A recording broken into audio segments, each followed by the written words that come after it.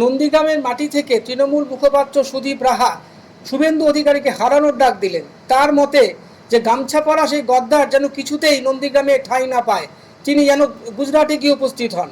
কারণ আজকে নন্দীগ্রামের এই মাটি থেকে কিন্তু গদ্দারকে হারানোর ডাক দিলেন। দেখুন সুদীপ রাহা কি বললেন।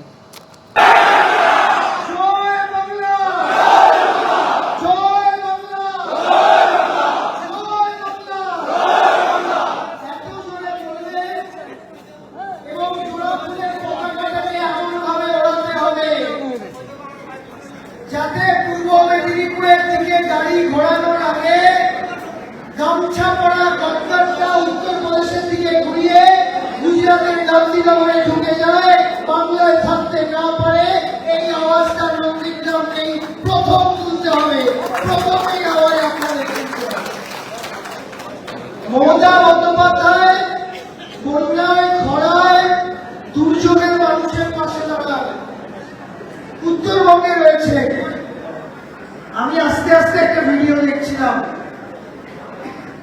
উত্তরবঙ্গে গেছেন আপনাদের লোডশেডিং এমএলএ, গাড়ির কাজটা নামিয়েছেন, নামিয়ে মানুষকে জিজ্ঞেস করছেন আমাকে চেনেন,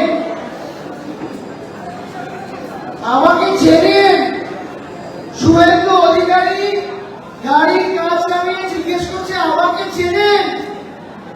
মানুষ বলছে না, চিনি না। আপনি কে? বলছে আমি লিডার অফ অপোজিশন, বিরোধী দলনেতা। বলতে গিয়ে বলছে আমি মমতা ব্যানার্জিকে হারিয়েছি। লোকে নিজের পরিচয় দেওয়ার জন্য বাবার নাম বলে, আর শুভেন্দু অধিকারী নিজের পরিচয় দেওয়ার জন্য মমতা ব্যানার্জির নাম বলে। এটা থেকে প্রমাণ হয়, এটা থেকে প্রমাণ হয় মমতা বন্দ্যোপাধ্যায় না থাকলে আজকে যে নাদুস নুদুস ফুটুস ফাটুস পান্তা খাওয়া গামছা পরা নেতা, সেটা আজকে ইঁদুর হয়ে যেত, চুয়া হয়ে যেত। মমতা বন্দ্যোপাধ্যায় সেই মুনির গল্পের মুনির মতো, মুনির কাছে এসেছিল ইঁদুর।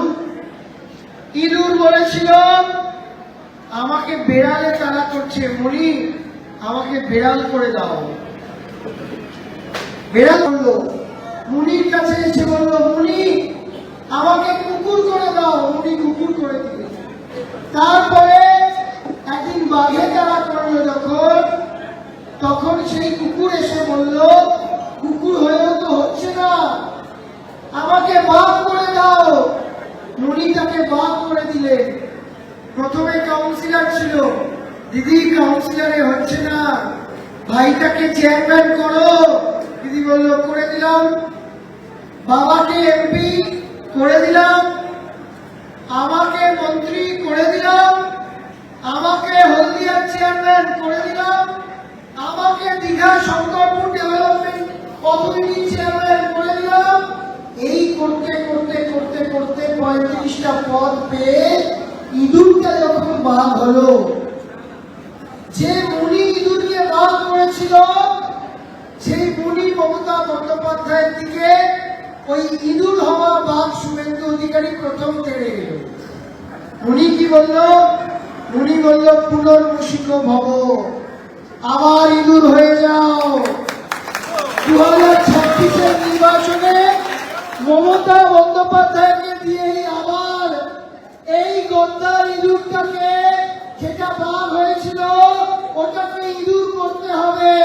তাই নন্দীগ্রাম থেকে আওয়াজ করে বলতে হবে শুভেন্দুকে চাই না, চাই না, চাই না। এই আওয়াজ আপনারা নন্দীগ্রাম থেকে তুলতে শুরু করুন। বলছে 2026-এর নির্বাচন মুখ্যমন্ত্রী বদল করবার নির্বাচন। আমরা নন্দীগ্রাম থেকে শুভেন্দু বাবুকে বলছি 2026-এর নির্বাচনে মুখ্যমন্ত্রী নয়, বাংলার বিরোধী দলনেতা বদল হবে। এটা বিরোধী দলনেতা বদল করার নির্বাচন। করবেন তো? করবেন তো? আরে এখন জায়গা খুঁজছে, ভাবছে কোথায় দাঁড়াবো, কোথায় দাঁড়াবো, জায়গা খুঁজছে। এখন বলছে কাঁথি দক্ষিণে গিয়ে দাঁড়াবে, না হলে জিততে পারবে না। আমরা আপনাদের বলছি, আমার কথা ডেট দিয়ে লিখে রাখুন। শুভেন্দু অধিকারীর হিম্মত নেই ও নন্দীগ্রামে এসে দাঁড়াবে। ও যদি বাপের বেটা হয় ও নন্দীগ্রামে এসে দাঁড়া, হারাবো না। ওর হিম্মত থাকলে নন্দীগ্রামে এসে দাঁড়ান। আমরা এত ভোটে হারাবো। আরে ও তো বিজেপির লোডশেডিং হওয়ার রাজনৈতিক সন্তান, অন্ধকারে জন্ম, রাজনৈতিক জন্ম। খারাপ কথা বলিনি, কিন্তু বলেছি বিজেপি অন্ধকার করে দিয়েছিল, শুভেন্দুর রাজনৈতিক জন্ম হয়েছে ওই অন্ধকারে। আপনাদের নন্দীগ্রামকে আবার আলোকিত করতে হবে, আপনাদের নন্দীগ্রামকে আবার উন্নয়নের আলো জ্বালাতে হবে। এবং এই নন্দীগ্রাম 2007 সালের নন্দীগ্রাম আমরা কেউ ভুলিনি। 2007-এ আপনাদের লড়াই, আপনাদের আন্দোলন, আপনাদের রক্ত ঘাম ঝরানো এই নন্দীগ্রামই বুদ্ধবাবুর পুলিশকে হারিয়েছিল, এই নন্দীগ্রাম সিপিএম কে হারিয়েছিল, এই নন্দীগ্রাম সিপিএম এর কালো পাথর সরিয়েছিল। আমার বিশ্বাস এই নন্দীগ্রাম 2026 সালে বিজেপির পদ্মফুলটাকে উপড়ে ফেলে দেবে, ছিঁড়ে ফেলে দেবে।